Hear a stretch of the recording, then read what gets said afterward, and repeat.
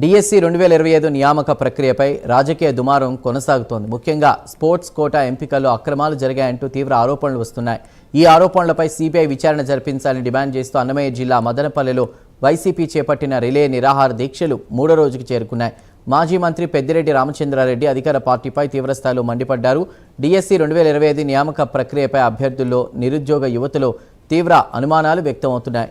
ఇక ప్రభుత్వం వాటికి సమాధానం చెప్పడం లేదని కూడా విమర్శించారు. అక్రమాలపై ఆరోపణలు వచ్చినప్పుడు విచారణకు ఆదేశించడం ప్రభుత్వ బాధ్యత అని ఆయన స్పష్టం చేశారు.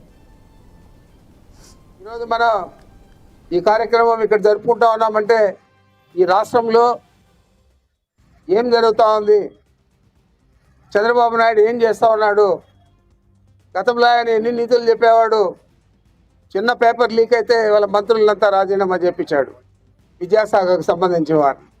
ఈరోజు వాళ్ళ కొడుకు స్వయంగా డబ్బులు తీసుకొని ఉద్యోగాలు ఇచ్చి 16,000 ఉద్యోగాలలో అర్థం పైన డబ్బులు కమ్ముకుంటే ఏమీ తెలియనట్లు నటిస్తూ ఉన్నాడు.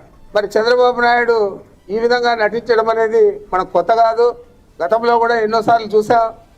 మరి ఇతరులకైతే ఒక న్యాయం, ఆయనకైతే ఒక న్యాయం అనేది ఎప్పుడు కూడా ఆయన తూచా తప్పకుండా అనుసరిస్తాడు.